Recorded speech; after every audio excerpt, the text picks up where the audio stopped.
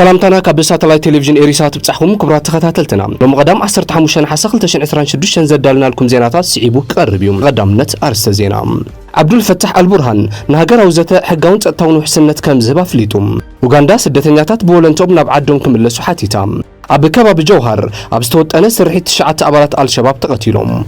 ኣብ ደቡብ ሱዳን ዝርከቡ ስደተኛታት ህጹጽ ሓገዝ ከም ዘድልዮም ተገሊጹ መጻብ በሆርሙዝ አካል ግዛት አሜሪካ ከም ዝገብሮም ፕሬዝዳንት ትራምፕ ተዛሪቡ ኣብ ኢንዶኔዥያ ብዘጋጠመ ብርቱዕ ምንቅጥቃጥ መሬት ህይወት 17 ሓሊፉ ሕጂ ድማ ናብ ዝርዝር ዜናታት ክነብለኩም عبد الفتاح البرهان نهجر وزته حقاون تصطاون حسنت كم زهب فليتو مرح وتادراو حيل السودان جنرال عبد الفتاح البرهان بنات اكل نزقربه حزبو هجر وزته بايتان متطاح منغستو حقاوي بوليتيكاون تصطاون حسنت كب مخانو فليتو سودان تريبيون بعلت 14 حسه 5 حبرو البرهان لا بزهبو مغلصي سراويتو حق منغستاو غبون موصان كوينات المقتان دلو كم زلو رغاغيتو بمسرت مغلص البرهان منغستي ابتا هاجر سلام نمسفان علمون زكاير زته قرب لوجستيكن وحسنتن كم زهب اسميرلو ኣብቲ ዘተ መራሕቲ ሃይማኖት ሽማግለታት ዓድን ሲቪል ማሕበራትን ክሳተፉ ትጽቢት ዝግበር ኮይኑ ኣብቲ ሃገራዊ ዘተ ንዝሳተፉ ዕጡቃት ሓይልታትን ዘቕርቡ ሓሳባትን ሙሉእ ሕጋዊ ከለላ ከም ዝህብ እቲ ጀነራል ገሊጹ እቲ ዘተ ኣብ ውሽጢ ሃገር ጥራይ ዝካየድን ንኢዳታውነት ወጻእተኛታት ብምእላይ ንቐንዲ ጠንቀት ኩናት ንምፍዋስ ዝዓለመ ከም ዝኸውን ሓቢሩ እንተኾነ ግን ነቲ ጻውዒት መስርሕ ዘተ መልኪቶም ተንተንትን ኪዳናት ሲቪል ማሕበረሰብን ኣብ ሓቋፍነቱ ድሂቦም ብኣግኡ ጥርጣሮም ይገልጹ ከም ዘለዉ እቲ ጸብጻብ የገንዝብ ኡጋንዳ ስደተኛታት ቦለንቶም ናብ ዓዶም ክምለሱ ሓቲታ ሚኒስተር ድልውነትን ሓደጋን ስደተኛታትን ኡጋንዳ ሳም ኢንጎላ ብሰንኪ ሙግዳል ሰብኣዊ ሓገዝ ኣብ ዝተፈላለዩ ማዓስከራት ዝርከቡ ስደተኛታት ናብ መበቆል ሃገሮም ንምምላስ ኣብ ግምት ክእትዎ ከም ዘለዎም ተሓሳሲቡ እታገር ኣብ ዝሕጂ እዋን ልዕሊ 2 ሚልዮን ስደተኛታት ተእንግድ ከም ዘላን እንተኾነ ግን ነቶም ስደተኛታት ካብ ዘድልዮም ሓገዝ በጀት 50 ሚእታው ጥራይኣት ተንቀሳቐስ ዘላ ክብል ብ13 ሓሰን ጋዜጠኛታት ኣብ ዝሃቦ መግለጽ ሓቢሩ ንሱ ወሲኹ በብዓመቱ ቁጥሪ ሓደስቲ ስደተኛታት እናወሰኸ ይኸይድ ከም ዘሎም ኣብ ካምፓላ ዝተኻየደ ዓውደ መጽናዕቲ ስደተኛታት ሓቢሩ እቲ ሚኒስተር 17458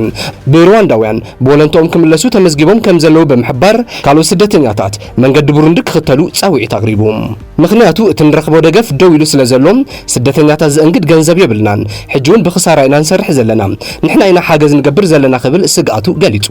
ሓደስቲ ሰባት ካብ ኩናት ዝሃድሙለው ክወጹን ክሞቱን ኣይነገድዶምን ኢና ኡጋንዳ ተቐባሊት ጋሻ ሃገር ስለዝኾነት ክትቅበሎም ክብል ዝኽኣለት ሚኒስተር ካብ ተዛማዲ ሰላም ዘለዎን ሃገራት ዝሃደሙ ግን ቦለንቶም ናብ ሃገሮም ክምለሱ ጸዊዑ ከም ዘሎ ጋዜጣ ሞኒተር ሓቢራ ብመሰረቱቶም ሰበስልጣን ብሰንኪ ውስን ምወላ ብዙሓት ስደተኛታት ኣብ ጎደናታት ዝነብሩ ግዳያት ጾታዊ ዓመፅን ትምህርቲ ከቋርጹ ይግደዱ ከም ዘለውን ጠቂሶም ኣብቲ ዓውደ መጽናዕቲ ስደተኛታት ካብ ኬንያ ሩዋንዳ ሱዳን ደቡብ ሱዳን ኢትዮጵያን ሶማሊያን ዝመጹ ሰበስልጣን ኣብ ዘላቕ ምምላስን ሰላማዊ ሓበራዊ ናብራ ናብ ምምዝባል ዝተሃስዩ ከባብታት ተመክሮ ኣካፊሎም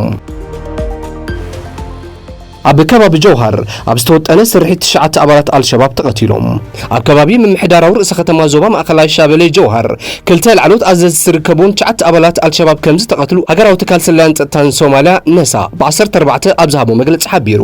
السرحيت بدقف أهجراوين مشاركة تصطى سوماليا 5 تخايدن كاب جوهر أستات 25 كيلومتر رحيقو بزركب وارسيس تخايد مخانو نساء أبزوج مجلس حبيرهم بمسارة حبريتات تكال حد خابتهم استقتلوا أحمد علي جمكالو خوينم أبو راجا جوهر نزكاير سرحيتات حلف نزس كم لعلوي أزاز الشباب مخانو فليتهم اتخلاي أزاز دمان أب كبابي دوماين دوبغالون نتفتات تجوجلا زكاتات الزنبرة قدي محمد نور آدم مخانو تفليتهم نساء تهم كلت أزازتين أبتو زباب بزجبر وترت أرن نتفتات من قصاص ننوح وان اب تحت مكتتال كم تصنحو تحبيرهم اتتكال اب ورسيس انقساقسو تواغاتو تعديلو زغلصوم كالو 7 ابالات الشبابون اب تسرحيت كم تقتلوا ات مغلص حبيرهم ورسيس اب تقا جوهر ام ماخلا شابيلا زركب كوينو حالتات منغسو سوماليان مشاركتو وشطاو تواغاتن انصار الشباب تدغاغم وتادراو سرحيتات زكايدلو استراتيجيكاو اغداسنت زلو زوبايوم ازي مثال قايدا زمدنا زلو عطو جلم كاب حالتات سوماليان اغراويان مشاركتن قطال صاط كون تغبروم اب غل خفال ماخلاين دوباون سوماليا هلاو يقصلالوم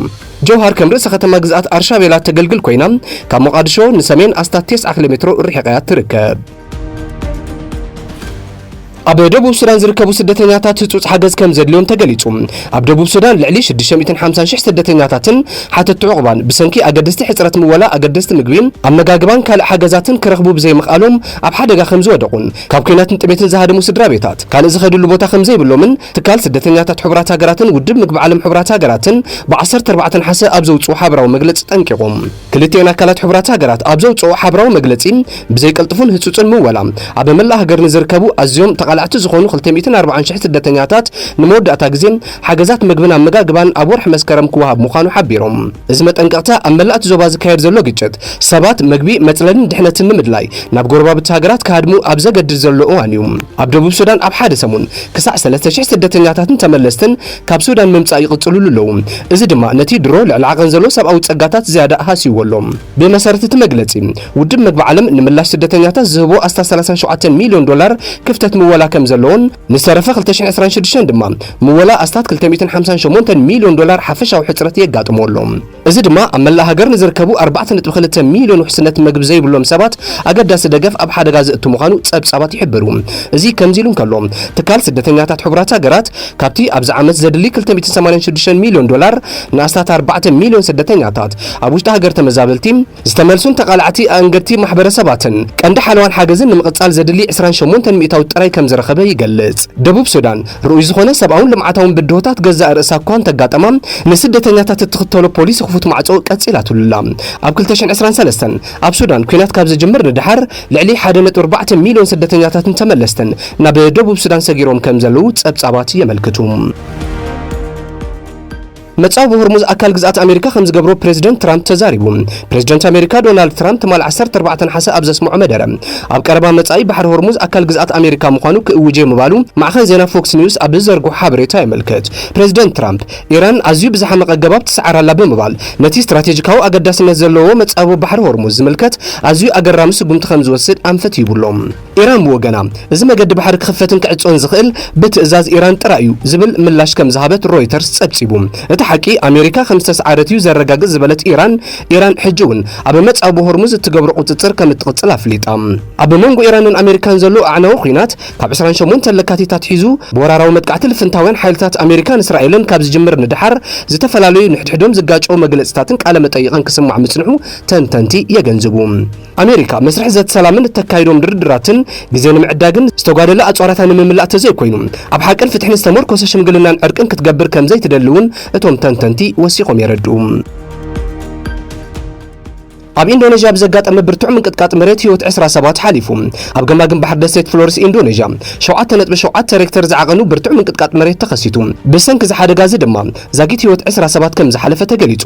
ሃገራዊ ኤጀንሲ ምክልኻል ሓደጋታት ሃገር ከም ዝሓበሮም ኣብ ከባቢ ወደብ ማውማሬ ሓደ ሰብኣይን ሓንቲ ሰበይትን ህይወቶም ክስእኑ ከለዉ ሓደ ካልእ ሰብ ድማ መጉዳእቲ ኣጋጢምዎሎም። ብተወሳኺ ኣብቶም ህንጻታትን ኣብቲ ወደብን ከቢድ ዕንወት ንብረት ከም ዝወረደ ጸብጻብ መራኸቢ ብዙሓን ከባቢ የመልክት። ትካል መጽናዕቲ ስነ መሬት ኣሜሪካ ከም ዝገለጾም እቲ ሓደጋ ዘጋጠመ ቀዳም ንግሆ ሰዓት 5 ኣቆጻጽራት ከባቢ እዩ። መበገስቲ ምንቅጥቃጥ ግዝኣት ምብራቃዊ ኑሳ ተንጋራ ካብ ዝኾነት ከተማ ኢንዴ 68 ኪሎ ሜትር ርሒቑ ኣብ 10 ኪሎ ሜትር ዕምቆት ውሽጢ መሬት ከም ዝኾነ ተፈሊጡሎ። ካብቲ ዋና ምንቅጥቃጥ ስዒቡን ኣብ ውሽጢ ፍርቂ ሰዓት 3 ተኸታተልቲ ኣናእሽቱ ምንቅጥቃጣት ተመዝጊቦም እዮም። ነዚ ስዒቡ ኤጀንሲ ሜትሮሎጂ ኢንዶኔዥያ ሱናሚ መጠንቀቕ ታውፂኢሎም። ነበርቲ ካብ ገማግም ባሕርን ወሓስትን ርሒቖም ናብ በረኽቲ ቦታታት ክሰግሩ ድማ ተላብዩ። ሓላፊት ኤጀንሲ ዓብዱል መሃሪን ህዝቢ ካብ ገማግም ባሕርን ተዋሓደ 2 ሜትሮ ንድሕሪት ክርሕቕ ወይ ድማ ልዕሊ 10 ሜትሮ ቁመት ናብ ዘለዎም ጎቦታት ብምኻድ ነብሱ ከድሕን ጻውዒት ኣቕሪቡሎም። በኣንጻሩ ማእኸል መጠንቀቕታ ኣውስትራልያ ሱናሚ እቲ ሓደጋ ኣብ ኣውስትራልያ ዝኾነ ዓይነት ስግኣት ከም ዘይፈጠር ኣረጋጊጹ እዩ። ሙሉእ ምስሊ ዕንወት ገና ይጻረኳ እንተሃለወ